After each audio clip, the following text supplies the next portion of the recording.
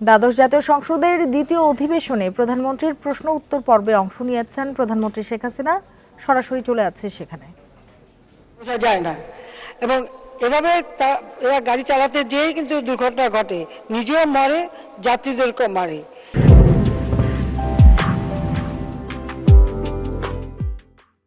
কাজে এই সচেতনতাটা হচ্ছে সব থেকে বড় দরকার, যেটা আমি মনে করি, অন্য কোনোভাবে হয় না।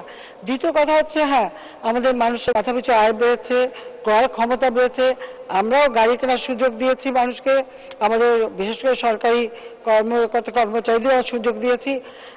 এখন আমাদের গাড়ির সংখ্যা এত বেশি, কিন্তু সেই তুলনায় ড্রাইভারের সংখ্যা খুব কম। কিন্তু আপনারা জানেন যে এই ড্রাইভারদেরকে ট্রেনিংয়ের ব্যবস্থাও কিন্তু আমরা নিচ্ছি।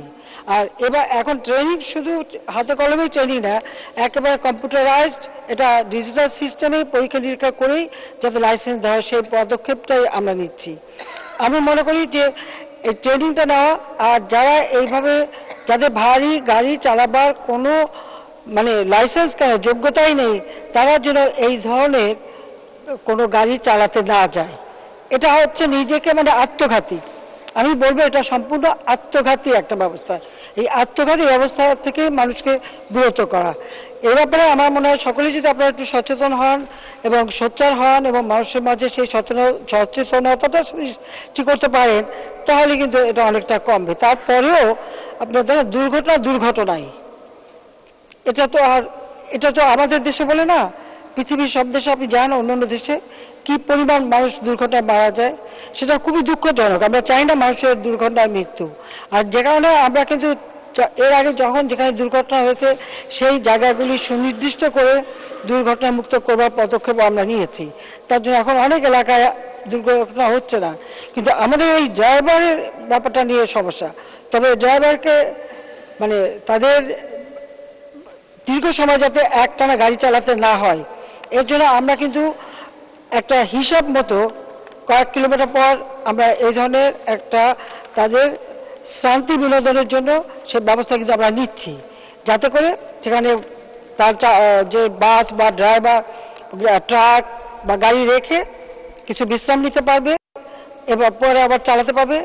এটাও কিন্তু পদক্ষেপ নেওয়া হয়েছে এবং সেই ধরনের অনেকগুলি সার্ভিস স্থান তৈরি করা হচ্ছে এবং সেটা যখন হয়ে যাবে তখন ড্রাইভাররা একটু পাবে। আর একটা কথা আমি বলবো, মাননীয় সংসদ সদস্য যিনি প্রশ্ন, তিনি সকলকেই, আপনারা যখন ড্রাইভারকে দিয়ে গাড়ি চালান, তা আপনার ড্রাইভার সে খেলো কিনা সময় মতো, নিজে বিশ্রাম নিচ্ছে কিনা, নিজেও একটু সেই ব্যবস্থা একটু আত্মবিক হবেন, নিজেও সেই ব্যবস্থাটা করবেন। অনেকেই তা করেন না। আপনাদের প্রয়োজন আপনারা গাড়ি চালাতে বলে দেন, চলতেই থাকে, কিন্তু তার খাবার হলো কিনা, আপনি হয়তো পার্টি খেয়ে আসেন, দাওয়াত খেয়ে আসেন, কিন্তু আপনার ড্রাইভার খাবার পেলো কিনা সে খবরটা রাখেন না। তো এই ব্যাপারে যদি আপনারা নিজেরাও একটু সচেতন হন, তাহলে কিন্তু এই ড্রাইভারদের উপরে একটু চাপটা কমে যায় এবং তখন সে যদি শান্ত না হয়ে যায়, তাহলে এই অ্যাক্সিডেন্টটা আর হবে না। তো আমরা কিন্তু শান্তি বিনোদনের ব্যবস্থা করে দিচ্ছি, এটা আমারই নির্দেশ ছিল, সেই নির্দেশ মোতাবেক কাজ হচ্ছে। ধন্যবাদ মাননীয় স্পিকার। ধন্যবাদ মাননীয় প্রধানমন্ত্রী। মাননীয় সদস্য মোহাম্মদ আওলাদ হোসেন, ঢাকা ৪, সম্পূরক প্রশ্ন করুন। মাননীয় স্পিকার, আপনাকে ধন্যবাদ। মাননীয় স্পিকার, দক্ষিণবঙ্গের 21টি জেলার প্রবেশ মুখ আমাদের পোস্তগোলা ধুলাইপাল। পদ্মা সেতু মাননীয় প্রধানমন্ত্রীর উপহার, দক্ষিণবঙ্গের মানুষের উপহার। পদ্মা সেতু পার হয়ে দক্ষিণবঙ্গের মানুষ যখন ফিরে আসে, ধুলাইপাল চৌরাস্তায় এসে ঘন্টার পর ঘন্টা বসে থাকতে হয়।